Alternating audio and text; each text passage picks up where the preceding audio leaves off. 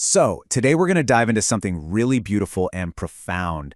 It's a text called The Continuum of Light. And what it is, really, is the story of a single consciousness on this incredible journey through time. We're talking one soul, many different faces, but always a single, unwavering purpose. And it all starts with this line, right here. Before history, before anyone had a name, before there were names, there was a pulse. So you see, this isn't really the story of a person. It's a story of a fundamental rhythm, an energy, a single intention that existed before anything else. And that pulse, well, it has a name, the ray of love wisdom. Now, this is the core idea we're going to explore. We're not talking about different people getting reincarnated in the usual sense. Instead, I want you to imagine one single being on a very long mission, a rhythm of love that takes on different forms, all to learn, to grow, and to remind the world of its own heart. So where does a journey like this even begin? Well, the text takes us all the way back to the very first seed, that initial moment this consciousness was planted into the world. The first known face this consciousness wore was Benjamin, the youngest son of Jacob. Now, his job wasn't to be some great king or conqueror. His purpose was way more subtle, but you could argue it was even more important. He was the keeper of memory, the one who held on to tenderness and love when everyone else was just focused on survival and power. He was the seed. Okay, so once that seed of love was planted, what's next? Well, the consciousness had to learn how to blend that heart with action out in the world. And this was the beginning of the heart and the warrior. And boy, does that bring us to a huge moment on the battlefield of Kurukshetra. As the warrior Arjuna, this consciousness faced an impossible choice. He had to fight his own family. But what Krishna says here, well, that changes everything. This fight isn't about rage. It's not about winning. It's about acting with clarity and love, even when you're in the middle of a terrible conflict. It's the birth of the warrior heart. So from the battlefield, the journey takes a turn. It goes inward. It starts to explore another powerful path to the divine, the path of just complete and total surrender. And what's so cool here is how you see the same energy expressing itself in two totally different ways. As Hanuman, that devotion was about immense strength, loyalty, and service. But as Mirabai, it was this poetic, ecstatic, all-consuming love. The key thing here is that surrender isn't weakness.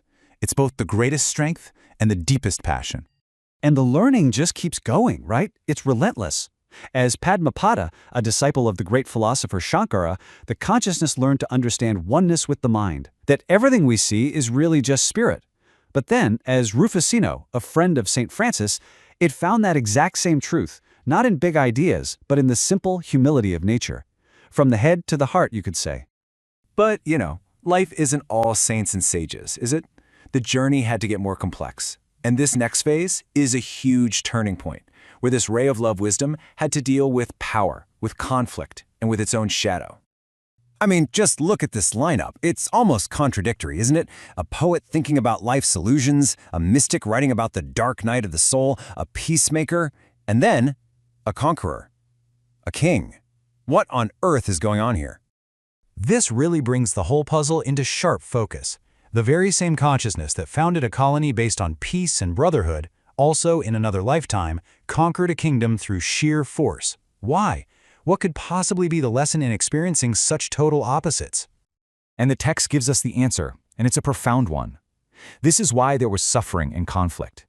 For the light to be truly whole, to be complete, it had to understand darkness. It had to experience its own shadow. So after all of that, the kings, the conquerors, the power, what's the big takeaway? It really all comes down to this one question. After trying on power in all its forms, the consciousness learned a critical lesson. Power without love is just another cage. Okay, so now we get to the part where everything starts to come together. All these lessons, from the soft heart of Benjamin to the sharp sword of the conqueror, they all get synthesized in one final, pivotal lifetime.